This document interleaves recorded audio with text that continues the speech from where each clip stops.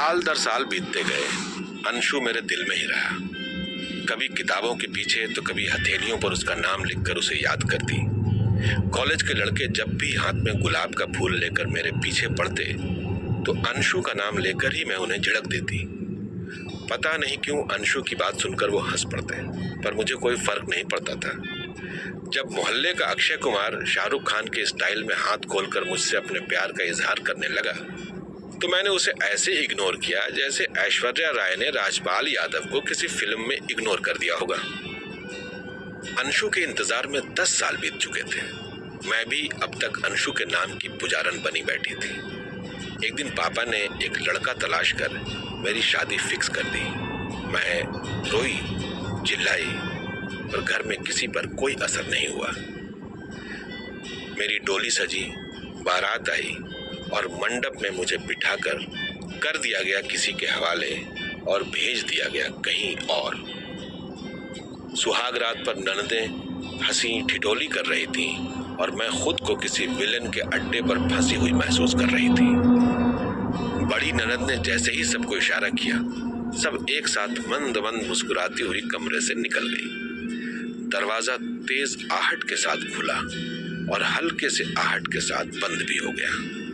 दिल की धड़कनें तेज हो गई। सामने खड़ा इंसान मुझे गब्बर सिंह डाकू नजर आ रहा था और मैं खुद को रस्सी से बंधी हुई बसंती जैसा महसूस करने लगी। दिल ही दिल में अपने धर्मेंद्र को याद भी कर रही थी।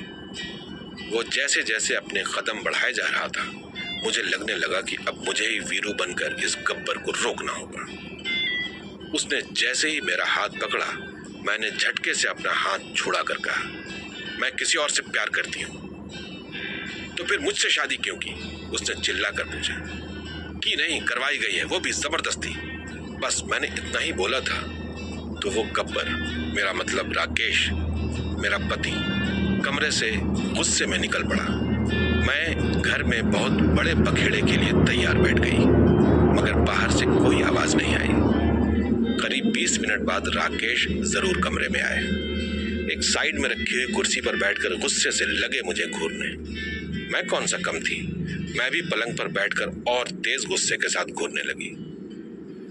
भाग क्यों नहीं गई उसके साथ तुम घर से? घूरना छोड़ राकेश ने मुझसे सवाल किया। भाग ही जाती अगर मिलता तो। मतलब मैं समझा नहीं। 10 साल से मिली नहीं मैं उससे, एक शादी में मिली थी।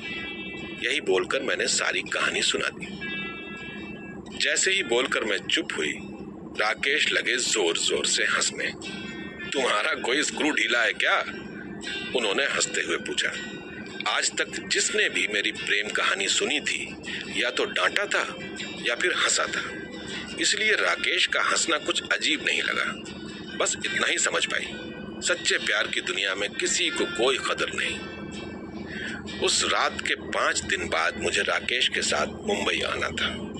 इन 5 दिनों में राकेश अंशु की बात को लेकर हरदम मेरी खिंचाई करते।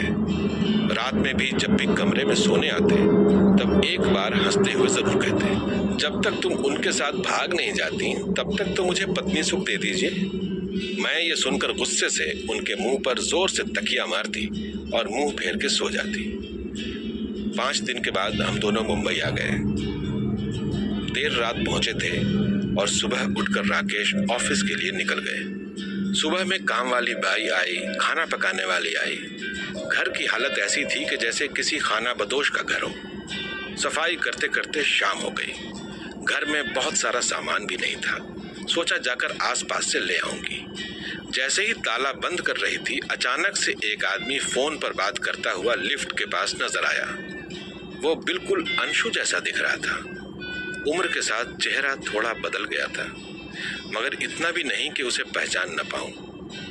पहले चेहरे पर दाढ़ी मूछें नहीं थी, पर चेहरे पर फ्रेंच कट दाढ़ी के साथ मूछें भी थी। अब जैसे ही लिफ्ट के पास बढ़ी, तब तक वो लिफ्ट बंद करके निकल गया। मैं सीढ़ियों के सहारे दौड़कर भागी, मगर तब तक वो आंखों से ओझल हो चुका था। पूरी सोसाइटी से लेकर रोड तक ढूंढ आई, मगर वो कहीं नजर नहीं आया। थक हार कर और किस्मत को कोस कर मैं सामान लेने चली गई। लौट ही रही थी कि फिर से वो नजर आया। मैं तेज गति से उसकी तरफ भागी, तभी किसी ने मुझे आवाज दिया, आभा। पीछे मुड़कर देखा तो राकेश खड़े थे। मैंने गुस्से से उनकी तरफ देखा और आगे बढ़ने लगी। तब तक वो फिर नजरों से ओझल हो गया। मन किया कि राकेश को दम भर वहीं पर पीट दूं, पर बिना कुछ बोले घर की तरफ हम दोनों चले आए। अरे बाबा, हाथ में क्या है? मुझे दो, मैं उठा लेता हूँ। इतना गुस्से से क्यों घूरती हो यार? मुझ में कांटे थोड़ी लगे। ये बोलकर हल्के से राकेश ने मुझे कोहनी मारी। मैं राकेश को सामान पकड़ाकर बिना जवाब दिए लिफ्ट में घुस गई और साथ में राकेश भी आ गए। अभी उस फ्लोर पर पहुंची ही थी जिस फ्लोर पर अपना फ्लैट था। ठीक अपने फ्लैट के सामने वाला फ्लैट का दरवाजा खोलता अंशु नजर आ गया। मेरे दिल में बल्लियां उछलने लगी। मैं खुश थी, आखिर देर से ही सही मेरा प्यार मेरे सामने था। सोचा जाकर टोक दूं, मगर राकेश को सामने देखकर चुप रही। सोचा कल सुबह राकेश के ऑफिस जाते ही कॉल बेल बजा दूंगी। मन में सैकड़ों घंटियां सी बजने लगी थी। मैं चाय का पानी चूल्हे पर रखकर बिस्किट निकाल रही थी कि बाहर से किसी शोर की आवाज आई। राकेश हड़बड़ाकर दरवाजा खोलने गए। मैं भी चूल्हे को बंद करके बाहर आई। देखा तो कुछ पुलिस वाले अंशु के हाथ में हथकड़ी डाल उसे अपने साथ ले जा रहे हैं और वो सबको देख लेने की धमकी दे रहा है। पुलिस वालों के साथ दो महिला भी थी। राकेश के पूछने पर पुलिस वालों ने बताया कि वह बहुत बड़ा फ्रॉड है। अब तक 5 शादियां कर चुका है और जो 2 औरतें हैं उसकी चौथी और 5वीं बीवियां हैं। नाम, पहचान और शहर बदल बदल कर वो ये सब करता रहता है। इतना सुनकर मैं घर में आकर धप से सोफे पर बैठ गई। थोड़ी देर बाद महसूस किया कि मैं पलंग पर लेटी हूँ। आंखें खोलकर देखा तो सामने राकेश थे। मेरे चेहरे पर पानी के छींटे मार रहे थे। क्या हुआ, तुम बेहोश क्यों हो गई? राकेश ने हैरानी के साथ पूछा। वो बाहर वो आदमी, अरे वो 1 नंबर का फ्रॉड था। भला बताओ, उसने 5-5 शादियां कर रखी हैं। वो औरतें भी कितनी बेवकूफ थीं कि उस जैसे इंसान के झांसे में आ गई। सूरत के नाम पर कुछ नहीं है जनाब के पास, फिर भी इतनी लड़कियां फंस जाती हैं। और एक मैं हूं इतना स्मार्ट, लेकिन खुद की बीवी तक नजर भर के नहीं देखती। अंशु की बुराइयां करते समय भी राकेश मेरी खिंचाई करने से नहीं चूके। मैंने सर झुका के कहा, दरअसल वो अंशु था, वही अंशु जिसे तुमने ढूंढा गली गली और वो सीधे जाकर पुलिस के गिरफ्त में मिला। मैंने सर झुकाकर कहा, जी हाँ। इतना सुनकर राकेश पेट पकड़कर हंसते हुए कहने लगे, पता करूं क्या भाई कि किस पुलिस स्टेशन में है वो अंशु? बताकर उसे आता हूं कि छठी बीवी ढूंढने के लिए उसे मेहनत नहीं करनी पड़ेगी, वो मेरे घर पे ही मौजूद है। पहले प्यार पर भरोसा तो अंशु के पुलिस के हत्थे चढ़ते देखकर उठ चुका था, लेकिन सबसे बड़ी बात यह थी कि आज राकेश को मेरा मजाक बनाते देख गुस्सा आने की जगह पर हंसी आ गई। अच्छा चुप करो, चाय बनाकर लाती हूँ, ये बोलकर मैं पलंग से उठने लगी। रुकिए मैडम, कहाँ जा रही हैं?